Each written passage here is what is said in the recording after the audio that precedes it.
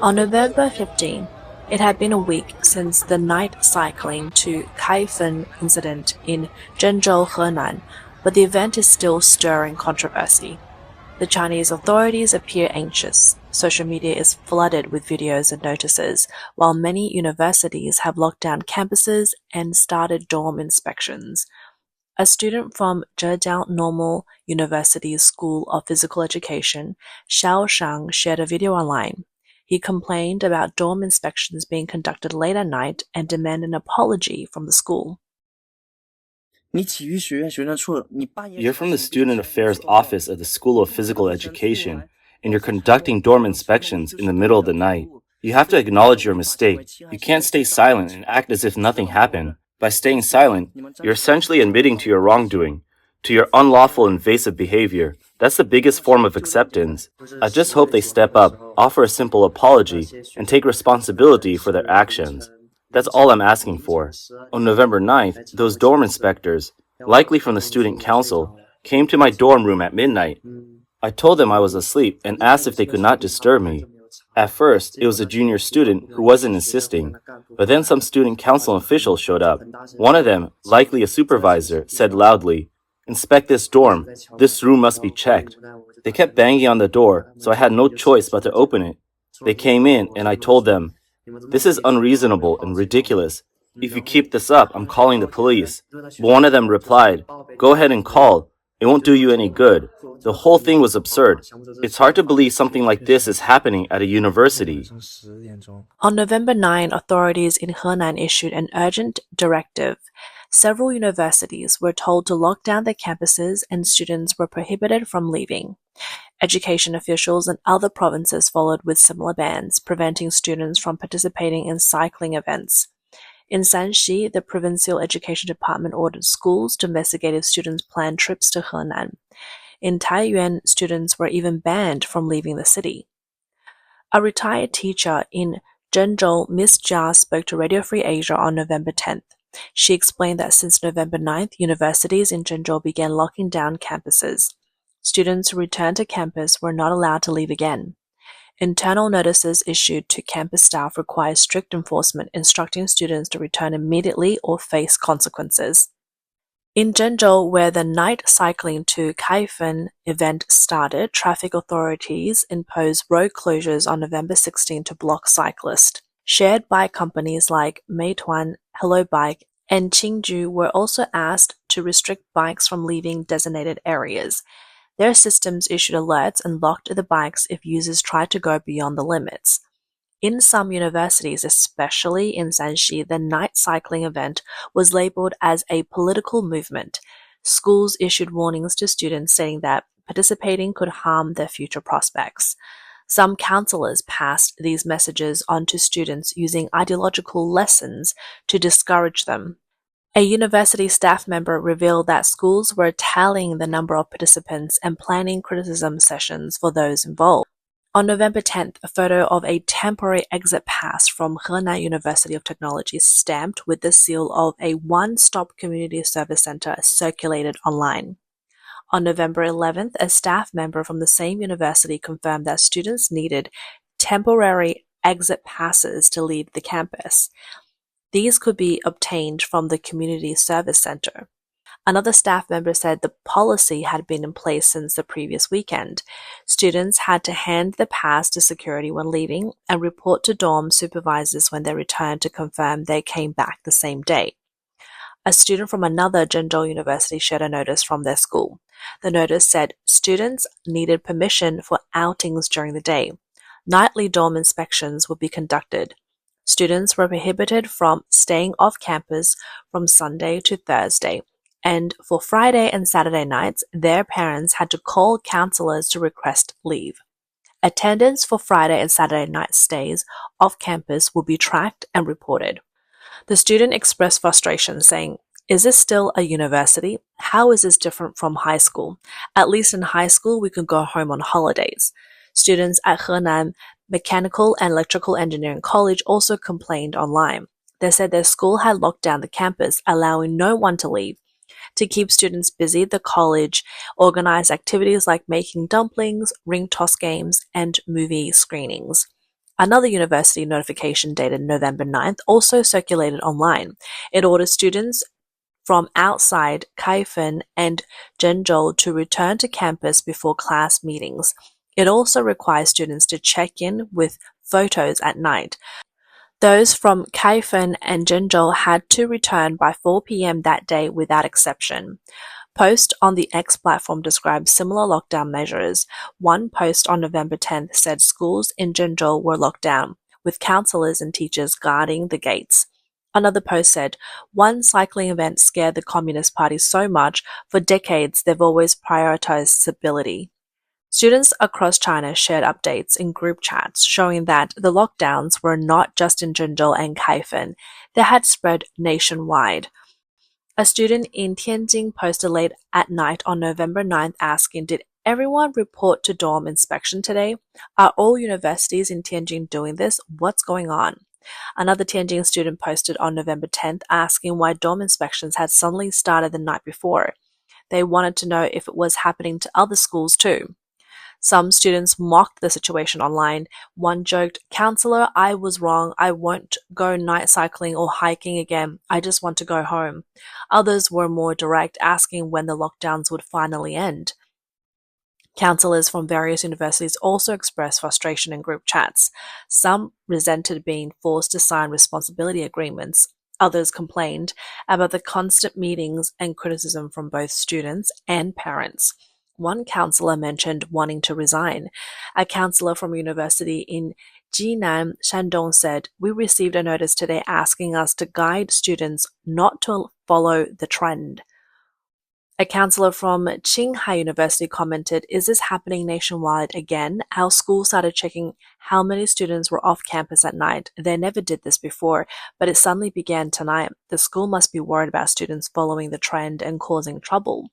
University lockdowns have sparked strong dissatisfaction among students, with many voicing their frustration online. Another questioned, "Locking us down over the weekend was bad enough, but why is it still happening on Monday? This is ridiculous. I can't even go to charge my car." Late at night on November 11th, a female university student in Henan posted her frustration. She said, "They're locking down the school because of the night cycling to Kaifeng. Please, no, our schools is far from Kaifeng, but now we're being managed even more strictly because of it. People are saying we have to attend evening self-study and movie screenings this Saturday. Our school was locked down last Sunday." She also said that students were reportedly unable to leave campus for 2 weeks. Another university student in Henan criticized the blanket lockdown policy. "This decision shows nothing but negativity.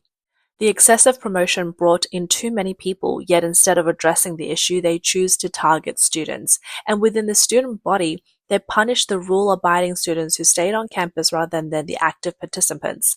She added, "I don't care how many excuses you have. The message you're sending is that following the rules doesn't pay off. Instead of rewarding good behavior, you're making it clear that being obedient doesn't help.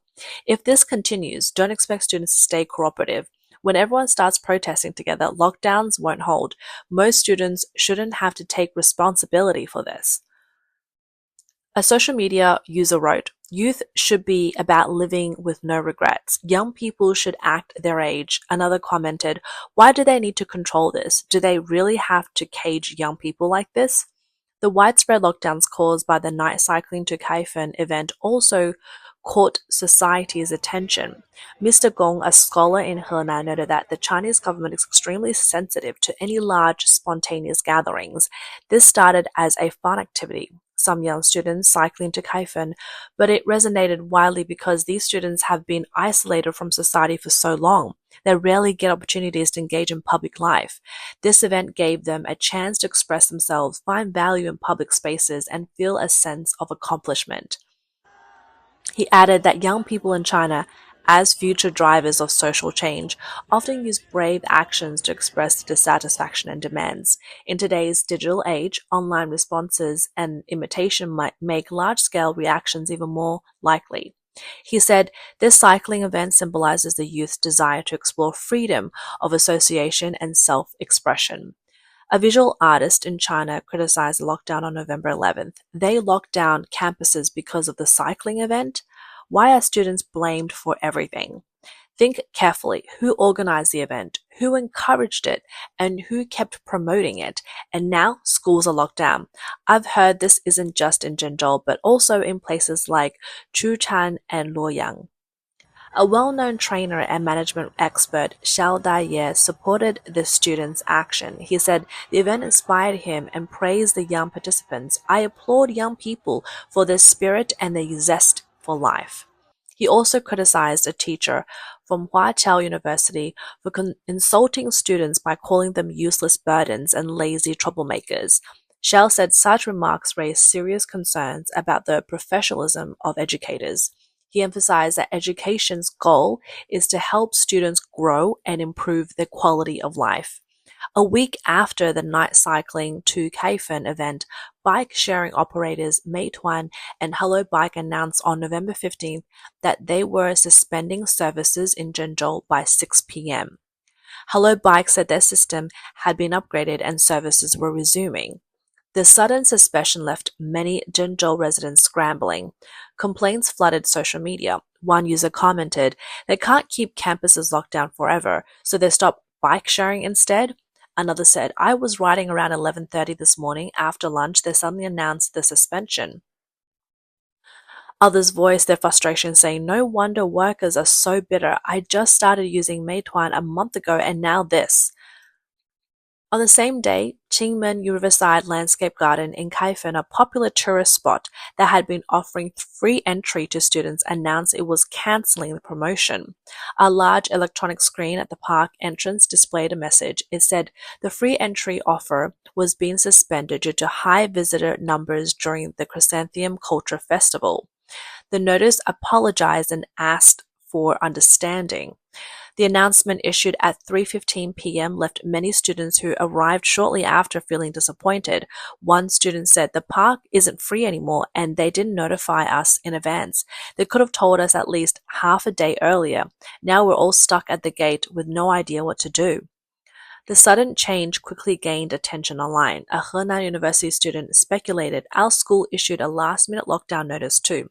Someone must have ordered it and they had to comply immediately. On November 8th, about 600 students from Beijing gathered at Zhengzhou High-Speed Rail Station to join the event in Kaifeng. The participants included veterans, some of whom shouted slogans calling for freedom. That evening, at 10 p.m., the cycling event officially began. Titled "Youth Has No Price, Night Cycling Starts Now." It saw an estimated 200,000 university students cycling from Zhengzhou to Kaifeng. Shared bikes flooded the area, creating a spectacular scene. Reports indicate that on the night of November 8th, university students in Zhengzhou emptied all the shared bikes from the city's 3 major bike-sharing companies. By 10 p.m., no bikes could be found on the streets. A Zhengzhou University student posted a photo with the caption, "Well, it's 10 p.m. and this is the only one left. I'm heading out."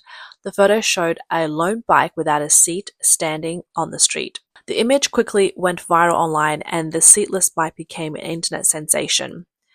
Online posts revealed that after students arrived in Kaifeng, the streets were packed with an overwhelming number of bikes, creating a spectacular scene.